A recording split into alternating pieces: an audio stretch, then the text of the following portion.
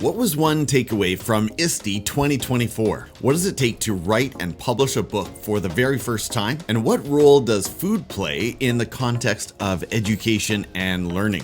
Welcome back to another episode of the Teachers on Fire podcast, airing live on YouTube every Saturday morning at 8 a.m. Pacific and 11 a.m. Eastern. My name is Tim Cavey, and my mission here is to warm your heart, spark your thinking, and ignite your professional practice. Today's Teacher on Fire is Gabriel Carrillo. Gabriel is an educational technology specialist in San Antonio, Texas, and he's the author of Cooking Up Experiences in the Classroom, focused on experiences, not just lessons. He is also the host of the EdTech Bites podcast and YouTube channel, where he combines his two passions, educational technology and food. Connect with Gabriel on X, Instagram, Facebook, YouTube, and TikTok at EdTech Bites. You'll also find him on LinkedIn and at his website, edtechbites.com. Gabriel, thank you so much for coming on the show today. Are you, sir, ready to light it up?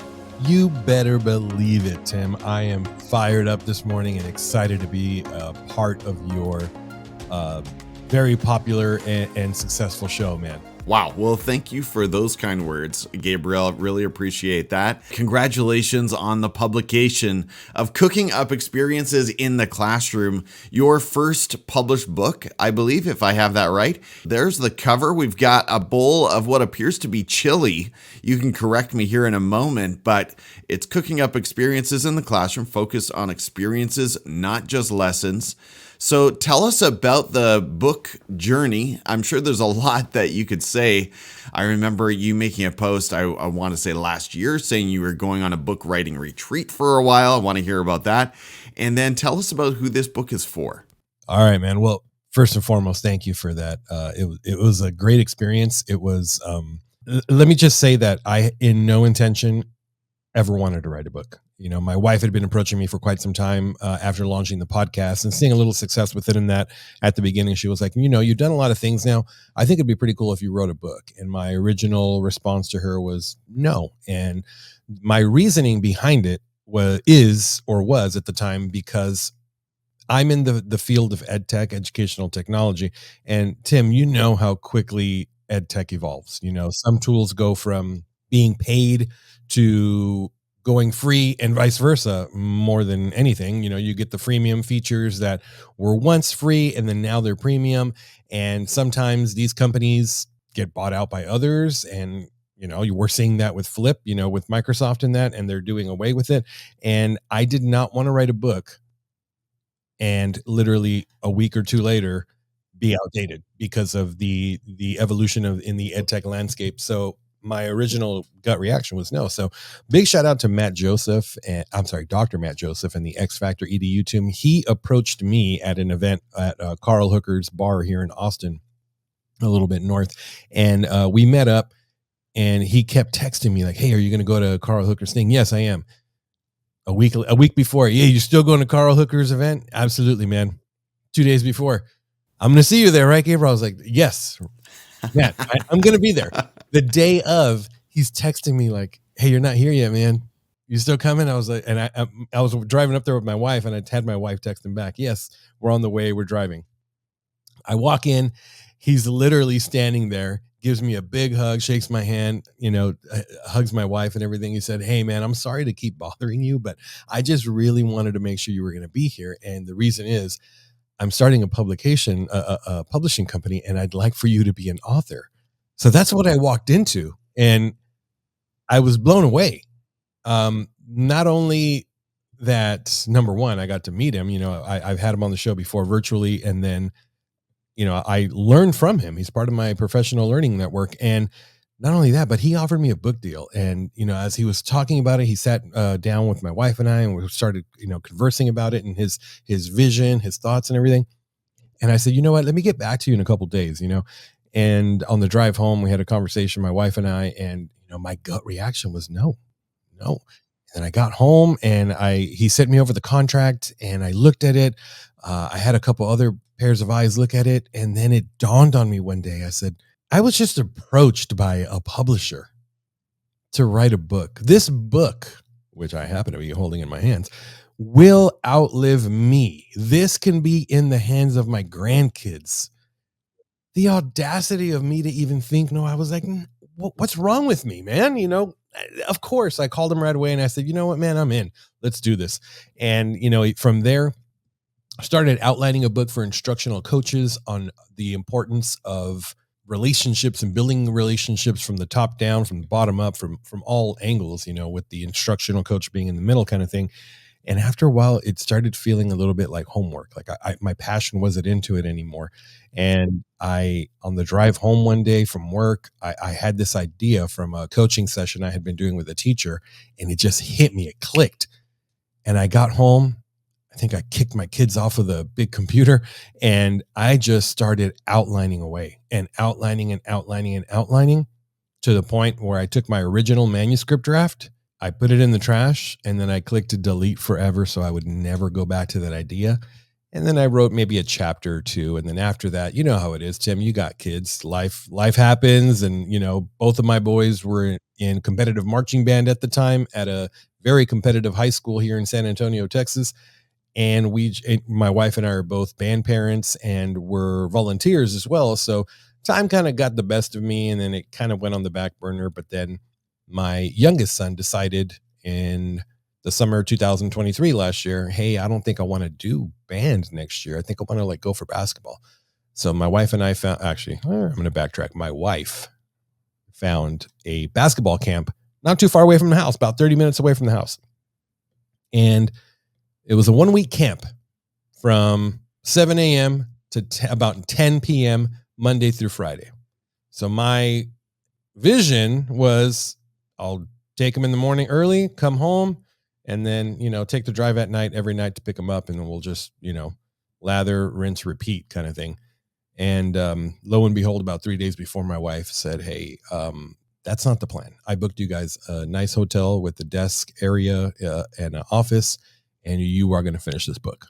And lo and behold, I cranked that thing out. It was about, no joke, probably was about 60 hours of nonstop, just writing and writing and writing and revising and writing and writing and just dumping the ideas out, which really helped because I had that outline that I had done previously. So that was the book writing process, man. And it all came about, through a great conversation with Dr. Matthew Joseph. And then after I got back, it was time to start filming those recipe videos, because my book is not only a book on how to make memorable experiences for not only your students, but yourself as a teacher in the classroom, but it's also a cookbook. So I had a lot of fun writing this book, man.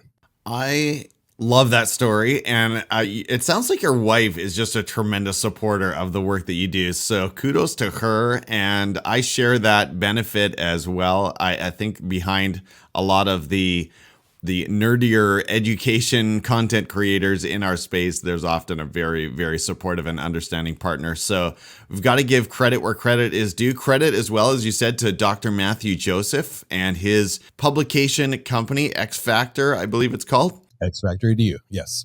X Factor EDU. And yeah, you got it done. You pounded through it. How many words did it end up coming up to? Were you at 60, 70,000, somewhere in that range? That's a very good question. I want to say it was about 40,000. Okay. I didn't want to get too wordy because I wanted it to somewhat be, for lack of a better term, an easy read, but a quicker read than some of the longer textbooks that are out, not textbooks, but publications that are out there. So I wanted to make it somewhat attainable, and I wanted to leave myself a little bit of wiggle room for part 2. You know what I mean? Well, absolutely. Okay. Well, you are inspiring me, sir. I am very challenged by your story, because I actually have said no to some offers, some invites, because I feel like I don't have time. I don't have time to write 40,000 words, but you went out there and got the job done. So you, and on top of it, you are creating some incredible content, as we'll get into. That's actually where I want to go next. Since June 28, 2017. Now the timing here is really cool, because you tweeted yesterday that you have this anniversary from episode 1 of the EdTech Bites podcast, June 28th. You launched this thing 2017, 7 years ago, almost to the day. And since then, you've published over 200 podcast episodes and 150 YouTube videos. So what is your mission at EdTech Bites, and what can educators who tune in there expect to take away? It's a great question, man. So my mission is just to, I guess, to leave teachers with something to think about and maybe something to implement into their practice after listening to an episode. You know, sometimes the episode is a how-to, maybe it's a strategy, maybe it's more on the philosophy of a practice or what have you, but just to kind of leave them thinking, maybe have a little mind shift when it comes to impactful instructional technology use in the classroom, or maybe it's a how-to. So that's what I envision. And, you know, one of the statements that I heard quite a while back was, you know, when you're creating a podcast, you have to be super niche. You know, you can't cast a wide net. You can't talk about the news, music, pop culture, teaching, philosophy, and all that into one, because it's just too broad. You're not going to capture your specific audience. So I had to be extremely niche. So the statement that I had to fill in was, my show is for blank who like to blank and blank. So if you could fill in those 3 spaces with what you want to do, then you have a niche audience. So my show is for educators who like to implement technology in the classroom and cook. I love it. That's a unique combination, and I think we'll touch on that more as we go here, because you integrate those 2 passions in a really cool, very practical way at some of the conferences that you visit. But for other educators considering the content creator's journey, what was it that prompted you to start? One lesson that you've learned, so maybe one thing that you would do differently, and one win that you've experienced along the way. All right. So if you are even thinking about getting into this space, number 1 is don't do it for the money and the quote unquote edufame.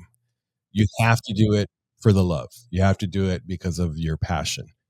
If you do it well enough, long enough, with consistency, that other stuff will come, if that is indeed something you are eventually wanting to attain. So that's my number 1 piece of advice there, is if you're jumping on the latest bandwagon, or, you know, you see other people doing it and you just want to do it for the sake of saying, yeah, I do this too, then maybe it's not for you. Number 2, my drive to want to do this was, I consumed a lot of podcasts. I consumed a lot of music podcasts, a lot of comedy podcasts at the time. We're talking about 2016, 15, before the big podcast boom. So I listened to them, and there weren't a lot of educational technology podcasts at the time. You know, you have the House of EdTech with Chris Nessie, a big shout out to him, and some of the others who started at the time. And then I thought, okay, this is a space in which I think I'm pretty good at, as far as the implementation of educational technology. I did a lot of podcast binging on the way moving from Arizona to Texas in that U-Haul. So like a 12, 13-hour drive. So I did a lot of consuming. And after we got settled here in San Antonio in 2016, you know, we finally, you know, closed on our house and everything. And that's when I had that time to sit down and be like, okay, you know what, I can do this. So I had that vision of wanting to do it because, number one, there weren't a lot of podcasters in the space. And, you know, like everyone, we all have a voice and a story to tell, and we all have insight. And I think the most important thing that we have is perspective. We all come with different perspectives. I have the perspective of a paraprofessional, a substitute teacher, a teacher, an administrator, and an instructional technology specialist. But I also believe that my most important perspective is that of a parent of students in K-12. Well, parent, I just realized I forgot my oldest son graduated, so he's going off to college. But that's kind of where and why I started this. And, you know, there's a lot of things that you can do in this space, and there's a lot of people who are in this space, but that's not to say that we're the only ones. So number one, like I said, if If you're not going to do it with passion, then don't do it at all. Number 2 is find a niche, be super niche, and start creating that content. And in terms of a lesson, like, do you have, Oh, yeah, that's right. I hate to go to the word regret, Gabriel, but when I think Yeah. about my own journey, there are so many things I feel like, oh, I wish I had done things a little differently. Yeah. Is there one thing that jumps out at you?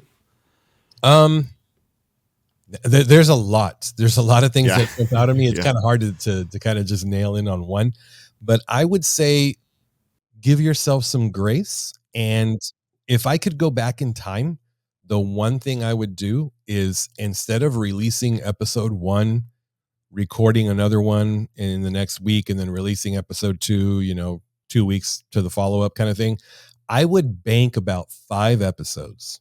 Start getting a strategic plan, get your branding out there, and when you release all 5 or all 4 or all 3 at the same time. That way you give the listener an opportunity to binge 4 to 5 episodes. That way they kind of hear your style, they hear what it's about, and they're already kind of sold, rather than, you know how it is if you've ever watched a show and you watched the pilot episode, sometimes they start off slow. You're like, oh, I don't know about this one, man, and then it doesn't really get into 3rd, 4th, 5th gear until maybe a couple episodes in. So the same thing with podcasting. I would bank about 4 or 5 episodes, like I said, and then once you're ready to hit the ground, and you have either yourself or your team or your partner, like you said, our wives are our biggest supporters in our corner, especially our children as well.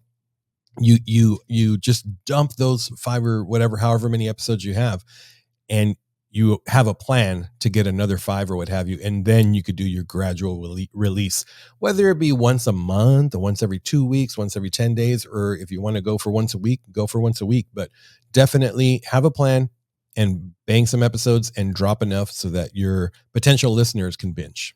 That's good advice. I think it's hard for new creators to hold on, but if you can do it, I think that's best practice, because as you said, when people arrive at your podcast, then they've got more than just one episode to listen to. Thank you for joining us, Teachers on Fire. If you're getting value from this conversation, give this video a like. I'd be so grateful. Gabriel, this week you attended ISTE, probably the world's largest annual in-person EdTech conference. And I have to give San Antonio a huge shout out, because that was the one ISTE I attended. And I think it was back in 2017, actually, when I visited your fair city and I enjoyed that canal and the amazing conference center. That was an incredible experience, and I can't wait to get back. So from the 2024 edition, what was one educational insight or inspiration that you took away? ISTE was basically one large AI conference this year. I wondered if it was. Yeah, that's really what it was this year. It was a blast. I was extremely busy recording podcast episodes, presenting in booth presentations for companies, and then presenting on my own as well. A couple days before ISTE, I got a text from Alice Keeler. A big shout out to Alice Keeler, and just saying that, she texted me, right? It feels pretty good. Cool. She texted me and said, "Hey, I noticed that you don't have anything going on, Monday afternoon. We're looking to fill another spot for our AI panel. Eric Kurtz is on it, Jamie Donnelly, Mike Dolphin, Vicky Thompson. It's going to be moderated by Vicky Davis. Rochelle Poth is on it. Would you like to be a part of this panel?" And that's when it hit me, like, okay, everything I've been doing for these past 7 years is paying off. So I got a chance to be a part of this AI panel, where not only did I share some AI insights for educators as to tools for, to put in their digital toolkit, but I also learned. I know we think we know, especially those of us in the EdTech space, we think we're, AI experts, which, we're not. Who knows what we're training these bots to do with our information? But I actually did a lot of learning while on the panel. So I think that was one of the biggest insights and reminders, and quite possibly one of the best humblers out there, is to put yourself in the seat of a learner. Like, yeah, you're there presenting, you're doing this, that, and the other, but you're still there to learn. There's still a lot to be taken in, and there's still a lot of growth that you need to do within yourself, both professionally and personally. And so that was definitely a big insight is I'm still learning, and I don't know even, I'm barely scratching the surface on the things that I think I might know, but there's still a lot for me to learn and grow professionally. I have so much to learn in these spaces, and I'm really hoping to get through some of the big AI names, AI tools for teachers, particularly this summer. We'll see how that goes. That's an aspiration I have right now, but that is good to hear. Now, I want to talk about the content you created because I've listened to a few of them this week, a few of the interviews that you recorded and published, and I'm going to pause to say this. This is important. So there are something like over 200 education podcasts out there. I'm saying small K-12 educator kinds of podcasts and YouTube channels. Gabriel, I think you have the highest quality video and audio out there in terms of these in-person interviews. I have not seen better, sir. I enjoyed some of the interviews you recorded in front of that ocean. And as you said in one of the conversations, I mean, maybe you were a little bit backlit, we could say, if we're getting critical. Major but hey, but it was worth it. I mean, having those moving palm trees in the background and the ocean coming in, that was beautiful. And then I saw another interview in a conference room yesterday. So tell us what your Rode recording kit looks like. What does it consist of? How do you pull off that magic? Oh, man. Well, there's a lot of, I actually have like some lapel mics, some lavaliers that I always have just in case something happens. So I always carry those with me. It's the Rode SLC6 or something like that. And they basically, they're not even wireless. They're about 6 years old. And I plug them into my iPhone and I can always do that. But that's my backup. That's plan B. Plan A, I have my original Rodecaster Pro. That's I'm actually recording with right here. And I take that with me, and I have a case that's made specifically for it, a flight case. This is the pod mic, the XLR. I take this with me as my main mic. I also take 2 to 3 Audio-Technica 2100s with me. A lot of XLR cables. I take 4 cans, for the big headphones so that we can all listen in. And I take a bunch of, my USB cables. I take my laptop. However, I will say I do not record with a laptop at all. I don't even have it out. I don't like, especially in person, I do not like putting a device between myself and the person I'm talking to. So I like it. I like to just hit record on my recorder. Everything gets stored on the micro SD card there. As far as my video, that I have 2 GoPro 10s, and those are sitting on tripods that are adjustable. And so there's a lot of prep on my end. So I literally have to check all this in. So that's, right out the gate, that's $100 to and from my destination. But to me, it's worth it. I would much rather have this than, rely on my phone. I don't know if you've ever tried recording on a phone with a lavalier mic or what have you, but sometimes in the middle of it, you'll get a phone call, you'll get an Amber Alert or something, and then it stops everything. So I like to not rely on that. So I like to just take all of this stuff with me, and then after that, the hard part, the transferring of the files. These I record in 4K on the GoPros, and they're huge files. So then I throw everything in there. I use Adobe Premiere to do all my video editing, and I purchase a plugin, an extension to Adobe Premiere Pro, which is called Autopod, and that's what is able to do those cuts for me. And a lot of times I will hand these files off to my son, my oldest son, Gabriel, pay him, and he does the edits for me at times too. So he's Adobe Premiere certified and Adobe After Effects certified. So if there's anyone out there who is looking to kind of offload their video work to someone and get it done professionally, I got a son here that can knock them out. He can crank them out. He knows the ins and outs of all that stuff. So there's a lot of work and first and foremost, Tim, thank you for those Galveston videos with the ocean in the background. I mean, I've published all the videos, but you haven't even seen all the reels and stuff that are going to be coming out soon. So I still got all those sitting ready to release. I wanted to wait until after ISTE. So it's a production, man. And I'm not gonna lie, I get back and sometimes my back is hurting because I'm literally at the conference center. I have to lug around that luggage, including my backpack with all my other stuff. So it's a labor of love, to say the least. And I do get a lot of feedback from people there saying, I don't think I've ever recorded on such a professional show. I have, we don't, where's the computer? I don't use a computer. I'm going to hit record right here. We're going to listen to each other. And the beauty of it is there's such good compression and preamps on the Rodecaster that as people are coming by, you can't even hear them, so, and because of the fact that I have put in some money into this, I'm of the ilk of my time is worth more than my money. So I have to do very minimal editing for my audio, and I love that. I get the time back. I do get a little bit of time time that I have to put in on the back end for videos, but same thing. That's why I purchased that AutoPod extension, and it helps me with the video production as well. Okay, well, that answered one of my big questions, which is you're recording the audio locally on the Rodecaster, if I understand you correctly. Okay. And then the video is going onto the GoPros in cards on the GoPros as well. And by the way, when we think about GoPro, we think of the fisheye lens that, that snowboarders use, but the GoPros are recording excellent high quality HD video. And then something that some of our listeners and viewers may not know is that Adobe Premiere has a synchronize function. So you throw those tracks on your timeline together and then it will synchronize them perfectly for you. And that's something that I know because I use that every week after these shows. But you've got me thinking about that plugin just to automate the cuts and the transitions from speaker to speaker. That would be really, really interesting.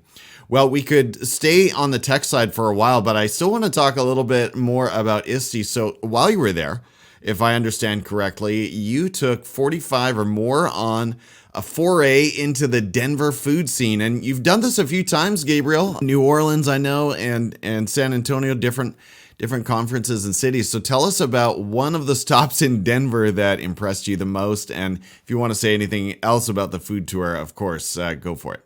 Absolutely, man. Well, I want to give 2 shouts out before I do that. Number one, big shout out to Jamie Donnelly, ARVR and EDU. She put the idea of the food tour in my head in 2022. I want to say September 2022. She put that. She jokingly said, you should do a food tour in San Antonio. And that, you know how it goes. Sometimes somebody puts that idea in your head and that hamster just will not stop turning. And that's what happened. And I'm big shout. And number two, a big shout out to Cammie, who has helped support and financially back the food tours that I've done at FETC, TCEA, and ISTE 2024. And a big shout out to Lumio, who sponsored 2023 ISTE, and Nearpod, who sponsored my first one at TCEA in 2023. So yeah, man, food tours, they're blowing up. They're starting to be one of the big events at these conferences, and there's a lot of FOMO after the fact. Best food stop in Denver. That's dude. Of all the questions you've asked, that's the most difficult one to answer because the food was so awesome. Let me kind of take you through those 4 spots. Number one, we had Cherry Cricket Ballpark with their award-winning burger that they gave us. And keep in mind, they give us a small portion. That way we can kind of pace ourselves throughout the night. Number 2, we had Lazo's Empanadas, where we had some spicy chicken, Argentinian empanadas with some chimichurri sauce and an avocado sauce as well. Spot number 3 was, I don't know if you noticed, my mouth literally watered as I was speaking. Spot number 3 was Biker Jim's Gourmet Dogs, hot dogs, and it was a spiced cauliflower that they gave us on the side. And then spot number 4 was Marco's coal-fired pizza, pizza Napolitana with burrata and focaccia bread. And then they ended the night with us with a Nutella pizza.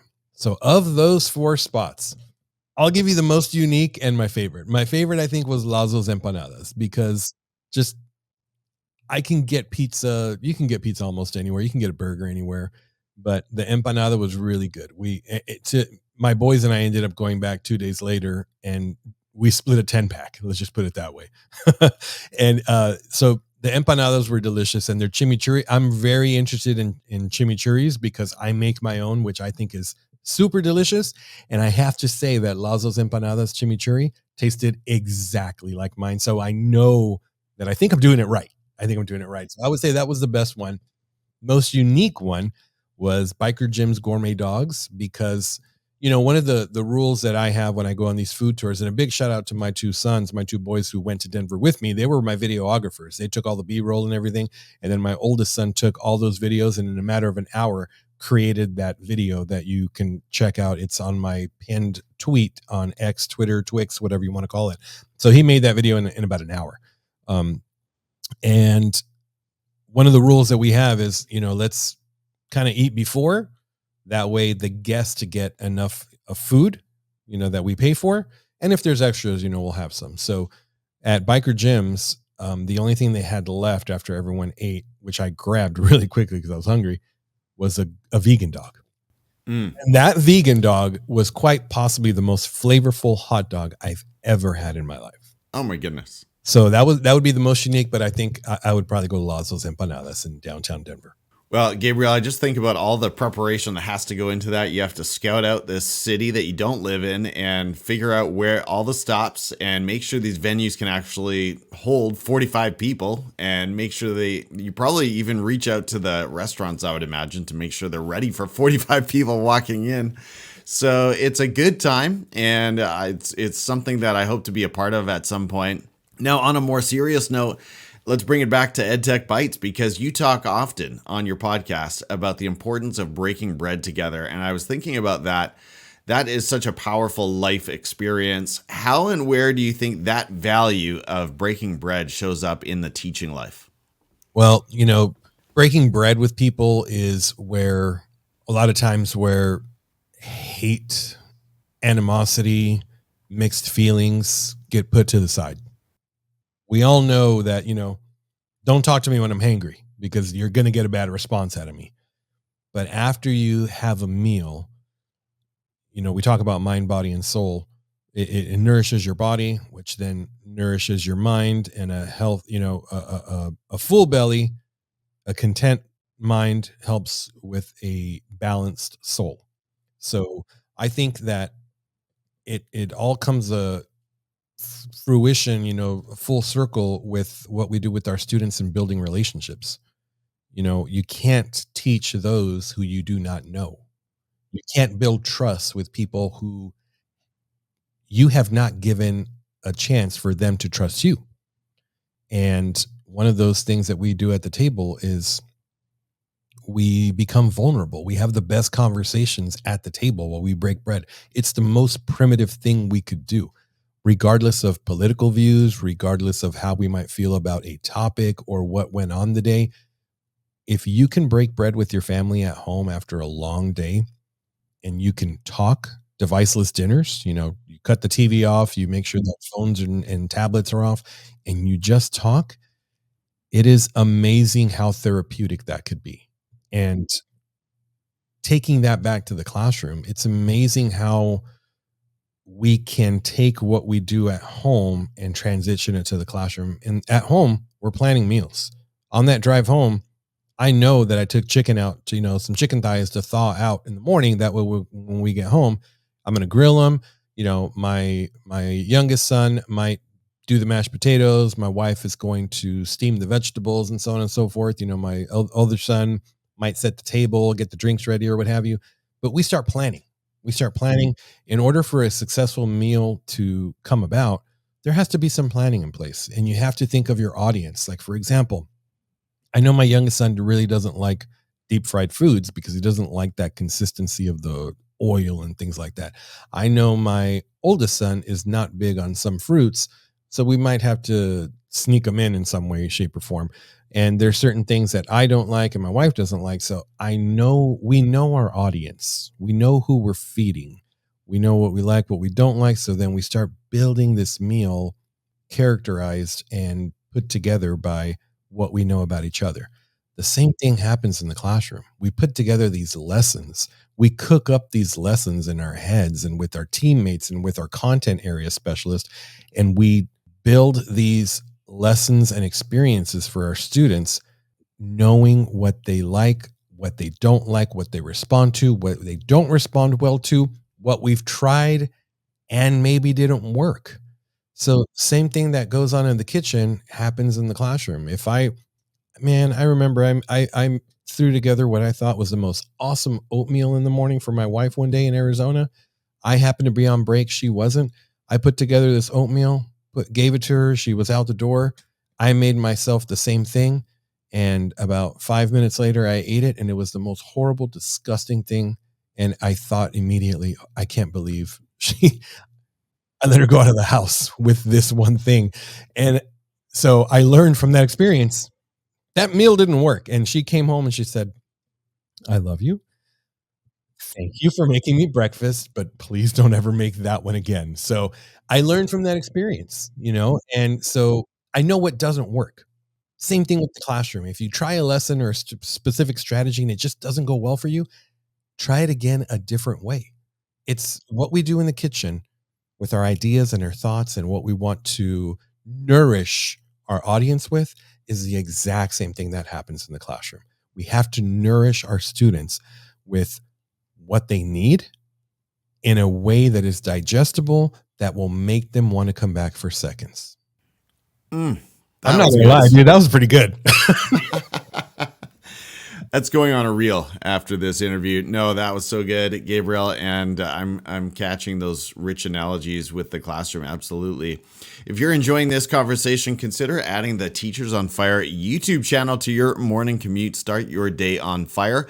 And one more thing you need to do is grab a copy of Gabriel's book, Cooking Up Experiences in the Classroom. Well, Gabriel, I'm running out of time with you, my friend. Can we move into our rapid fire questions? Are you ready for some quick back and forth? I was born ready, man. All right, let's do it. Share about one personal habit or productivity hack that contributes to your success and keeps your fire burning bright. Notion. I use Notion for almost everything. It helps with all my podcast production. My templates in there are ready to go. And same thing with my recipes. My next question was going to be about an EdTech tool. Maybe that answer is Notion, but is there anything else that comes to mind that you'd like to shout out here? Use I'm going to do two things. Number one, I'll give it to Notion. And then number two, for anyone wanting to have a productivity hack and an EdTech tool for professional practice, use what you know best and learn it really well. Tell us about one book, one that you've been reading lately, or maybe one of your all-time faves that was influential in your practice, and tell us why you recommend it. The book that I'm currently reading right now is Beyond the Bulletin Board by Jed Stefanowicz. A big shout out to him. He's also a published author through X Factor EDU.